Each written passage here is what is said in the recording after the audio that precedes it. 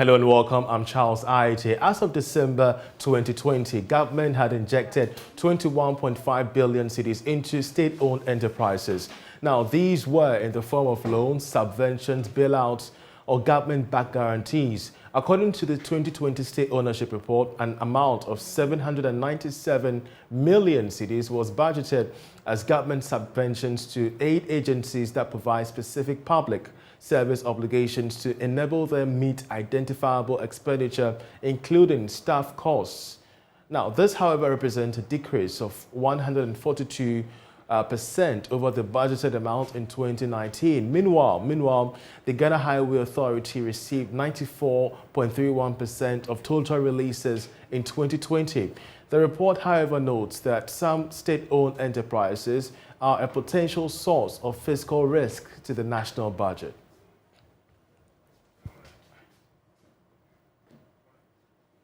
Well, meanwhile, government received 275.48 million cedis as dividend from state-owned enterprises in 2020. That's according to the 2020 State Ownership Report. Now, this represents a shortfall of 15 million cedis compared to the target, but far higher than the dividend paid in 2019. Here's more. Dividends paid in 2020 represented an increase of 164%, about 171.51 million cedis over that of 2019. The improved dividend payment was mainly on account of an increase in the contribution of the minority interest portfolio, particularly the mining sector, which paid 224.77 million cedis as dividends to government in 2020. This is compared to 38.48 million cedis in 2019. The major contributors to the dividend receipts from the mining sector were Newmont Ghana Gold, Kinross Chirano Mining, and Goldfields Ghana Limited. In addition, Gasem increased its contribution from 7.3 million cedis in 2019 to 27.66 million cedis in 2020. Approximately 92.61% of dividend from 2020 were from the minority interests. Ghana Port and Harbours Authority, the Ghana Reinsurance Limited, and TDC Development Limited were the only state-owned enterprises that paid dividends to government. Further analysis indicates that state-owned enterprises and joint venture companies recorded 37.5% and 73.18% decline in dividend payments. Well, joining us to discuss is Daniel Amate Enim, the Executive Director of the Policy Initiative for Economic Development. We're grateful that you could join us. State-owned enterprises record 2.61 billion cedi loss in 2020. What could be accounting for this abysmal performance? Yes, thank you very much. I think if you look at our state-owned enterprises, it is evidently clear, especially the revenue-generating entities. It's evidently clear that there's no clear-cut target being given to such institutions. It's like they operate and whatever they bring on board is accepted. But I'm of the view that if we should have targets for them and that target is being monitored closely, they should be able to live up standards. So principally, they are making losses because they know at the end of the year, there will be subvention for government, support for government. But if they are allowed to generate their own revenue and to support their own budget and even make some revenue for the state, I'm of the view that they will do things right and be able to make more revenue for the state. So principally, because these measures, these mechanisms are not in place, that's the reason which we have most of our SOEs are virtually not doing well. Indeed, of course, previously we've had the former, Director General of the State-Owned Enterprises, SIGA, Mr. Samuel Boateng, call for this reform where state-owned enterprises would have to generate income on their own terms to, finance their own projects. But how much of an impact can this have on the country's economic progress, especially when these enterprises are strategically positioned to ensure economic viability in their own respective fields?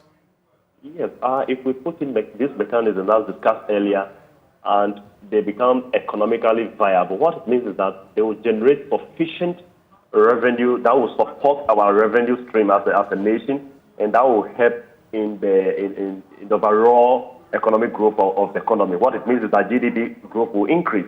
So, for instance, the kind of support that government gives them, number one, that support will not be given out from the consolidated account. That money could have been used to support other sectors of the economy. Secondly, the revenue that comes on board will add up to other streams of revenue, and that could be used for the further development of the country. So economically, if they are doing very well, that will support the overall economic growth of the country. The Finance Minister, Ken Ofori-Atta, has responded to this. He's very much concerned, just as we all are. And he's calling for aggressive reforms to reverse this troubling trend. From your perspective, what practical reforms must be engaged to ensure that we get most of these SOEs running profitably once again? To me, the first thing has to do with the human capital.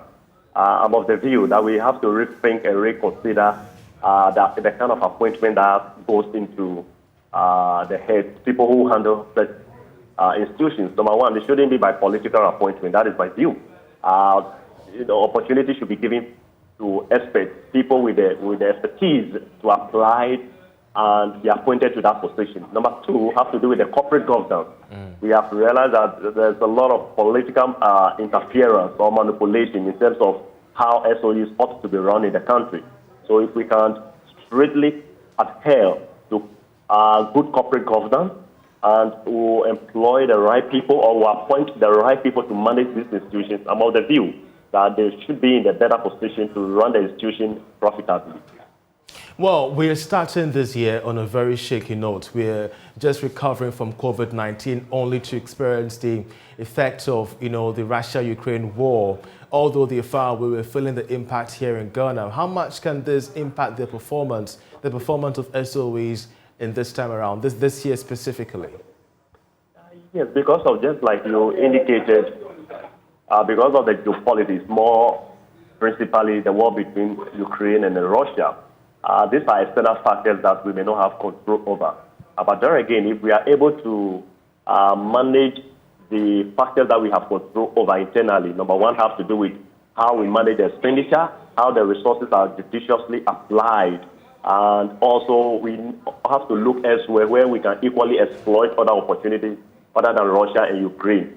Even though we know that most of our exports, the manganese, and then we get wheat and then steel and oil from Ukraine and then the like, we can equally start exploiting quickly where we can take an advantage in order to build our competitiveness. So to me, these are some of the things that could be done to just minimize the loss, or on the other hand, we will be in a better position to rock in some revenue. So the managers of the institutions have to be smart and quickly. We shouldn't just be singing the song that, there's a Russia-Ukraine war, and for that matter, we cannot do anything. To me, it's equally an advantage for us to exploit elsewhere, to quickly see how we can get business with other nations. Then that is the way forward. Other than that, the impact will be very severe. Indeed. Daniel, I want us to end on this perception, if not, argument that most of these state-owned enterprises are performing poorly because, as you rightly stated in your earlier submission, they are being spoon-fed by government funding. What happens to the argument, of a possible public-private partnership to ensure that private sector players who can equally run the business of these enterprises by law can do so? I agree perfectly. I have indicated on somewhere on other platforms that even when it comes to the appointment can even be given to an accounting firm, well-respected an accounting firm to do the appointment. Should it be by political appointment or should it be by appointment of the president? I know that currently that's the position of the law, but we could work around it. And secondly, I agree with you that we need private sector participation in the process. If we can do that, that will bridge the inefficiency in the system currently, and that will put the SOEs on a path of making profit and rocking in revenue for the state. Indeed, Daniel Amante, we're grateful that he could join us. He's Executive Director for Policy Initiative for Economic Development, speaking about matters regarding the poor performance of state-owned enterprises. Away from that, the recent monetary measures by the Bank of Ghana are expected to mop up more than 5 billion cedis from circulation. Now, this is what Joy Business has picked up from sources close to the central bank. George Riafi has the rest of the story. The amount that will be mopped up from circulation will be done through the cash reserve ratio that the Bank of Ghana is increasing to 12%. This is one of the macroprudential measures that is being reviewed by the Bank of Ghana and requires each commercial bank to keep a defined percentage of the total deposit in liquid cash with the central bank. Sources say even though the policy measures kicked in from April 1 this year, the real impact is expected to be felt from today. So one can see that from today, the squeeze is expected to hit the market, a development that could help further consolidate gains made by the Ghana cedi and slow down significantly local currency's rate of depreciation against the dollar. This is also expected to check inflation rates going forward. However, some are worried about the fact that it would hit loan extension to businesses badly. The central bank last month increased the policy rate by 250 basis points to hit 17%. Introduce some macroprudential measures. These include increasing the cash reserve ratio to hit 12% and making the capital adequacy ratio a total of 13%, while provision for loans has been reset to 10%. Now, remittances to Ghana are expected to grow to about $4.5 billion this year now as the global economy recovers from COVID-19. That's a forecast by Fish Solutions. Nonetheless, the country's current account deficit will widen, albeit modestly, from an estimated 2.6% of the size of the economy in 2021 to 2.9% this year. Charles Nixon-Yeboah has been looking at the numbers, and he has more in this report.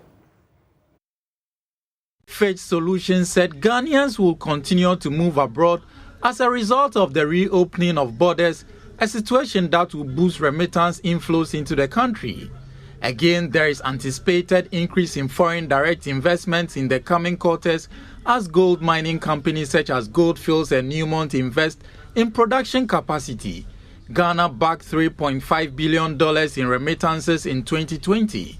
Despite that, the country's current account position will expand, but marginally this year, though it will not be in the same category 5 or more years ago. That said, the widening of the external account position will be tempered by stronger tourist arrivals, narrowing the services trade deficit from $4.8 billion in 2021 to $4.3 billion in 2022. Fitch Solutions also projected an increased services exports by 25.1% this year as increased demand for imported business and financial services surge. And that was Charles Nixon-Yeboah's reports there. You're still watching The Marketplace. We'll be back with more stories. Do stay with us.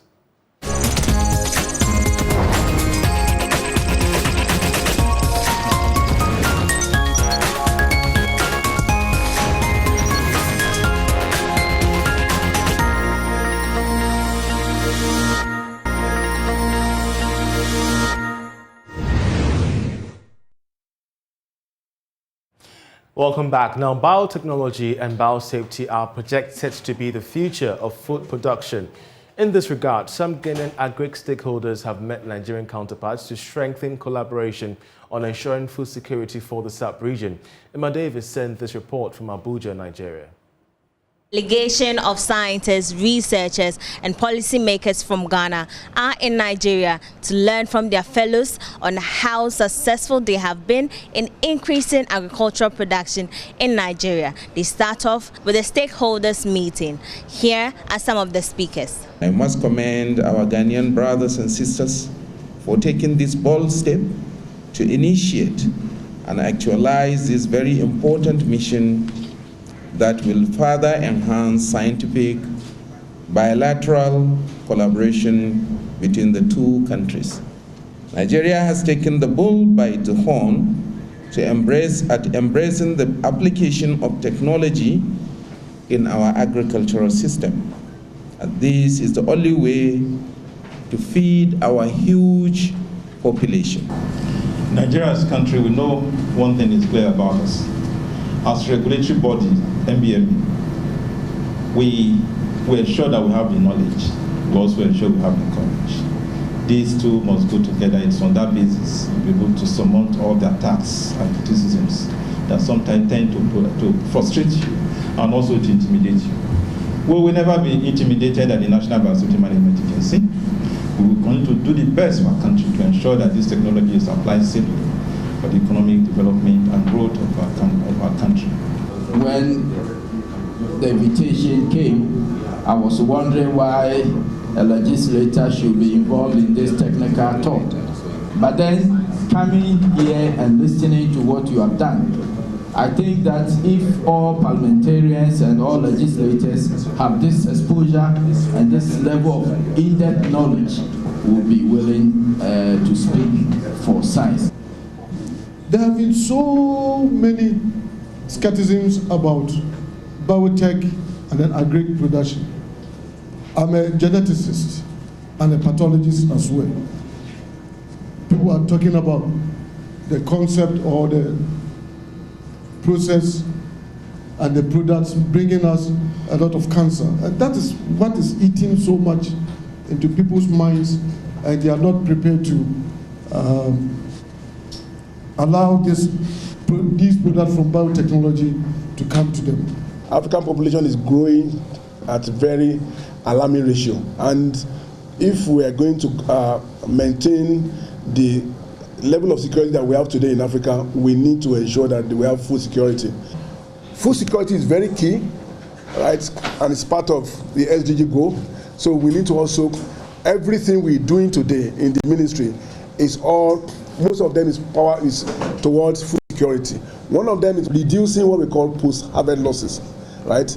That is a key mandate given by Mr. President to our Honorable Minister that, look, we need to do this. How do we reduce post-harvest losses? Nigeria and Africa at large have a very huge population that depends on beans daily for their source of plant protein. Over the years, our farmers have been battling with various insect pests of beans that grossly impact negatively to their livelihood. This deliberate attempt by our scientists and their collaborative partners that resulted in the release of this cowpea variety will continue to impact positively on our farmers' livelihood. The high yield performance of the pod borer variety resulted in high demand for seeds by farmers is testimony of its acceptability in the country. The delegation from Ghana met with the Permanent Secretary of the Federal Ministry of Agri and Rural Development, Nigeria, to strengthen bonds and collaboration with matters regarding biotechnology and biosafety. My name is Emma Davis, reporting from Abuja, Nigeria. Episode of Tech Business, we are closely monitoring two developments trending on social media. We start with Africa's payments giant and unicorn Flutterwave trending for the wrong reasons after an ex-employee accused the company's CEO of bullying and harassing. Well, we'll also discuss the big entry of tech billionaire Elon Musk joining the board of Twitter after owning 9% of shares. As always, Henry Kobler, lead of tech firm Eyes of Africa, joins us for more. Henry, Flutterwave trending for the wrong reasons over accusations of bullying and harassment. To what extent does this rip off the brand of Flutterwave?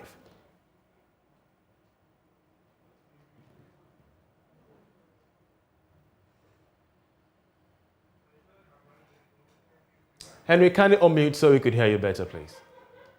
Thank you very much, Charles. So it's quite unfortunate that this is happening to a very global good unicorn that's gone through a lot of ranks to raise quite a number of funding to build a good business. But I think that it's one of the things that we'll have to be looking at in terms of the industry where people are given quite a good voice through platforms to address issues that they've gone through in terms of working with such organizations. There are quite a number of entrepreneurship businesses that are going, raising quite a number of funding. And so it's quite a good point where people are able to call out businesses and speak about their horrible experiences. I mean, it's not just Flutterwave.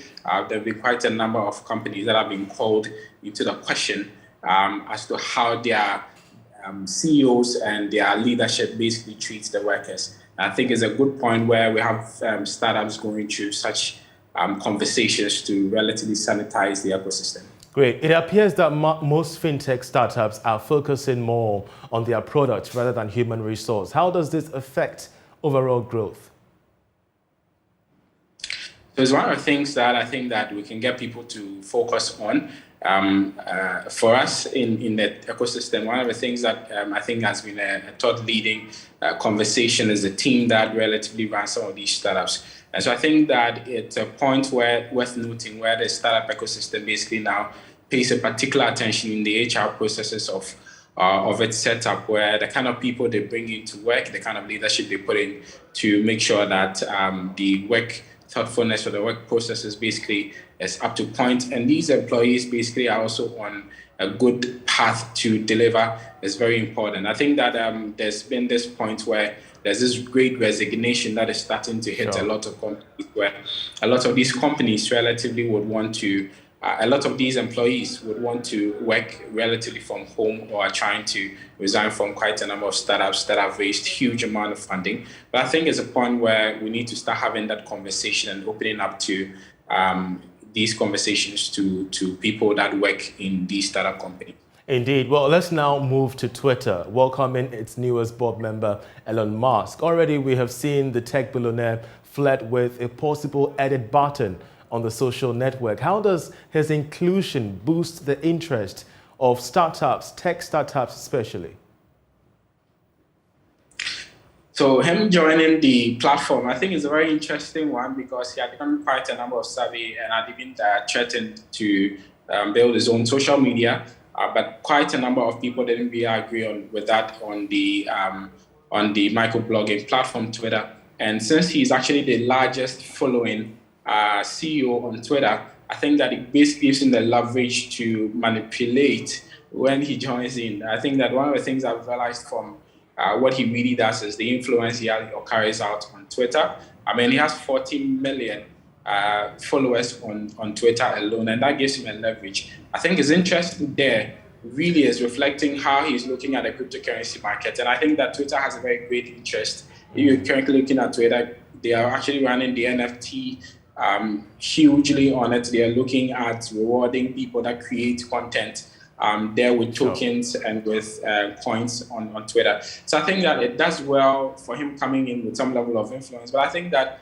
is also going to shape it in a different way, where it comes into much of his interest, personal interest as well. And I think that businesses could start looking at how they could dynamically be taking advantage of the platform and running their businesses. There's been quite a number of changes that's really going to come in, especially because it's invited on the board. But I think that is also a matter of interest to him personally, and how his interest is going to shape the platform. And so people that would really want to just enjoy the platform has to start looking at what interest he brings on the table and start shaping their business ideas, advertisement policies, and all of that towards the platform. And we can't wait to see the various aggressive reforms that he introduces on Twitter. Henry Kobler, we're grateful that you could join us. We shall meet once again on Friday for another edition of Tech Business. But that'll be all for this edition of The Marketplace. My name is Charles Aite. For more news, do log on to myjawline.com. Many thanks for watching. Enjoy the rest of our programs.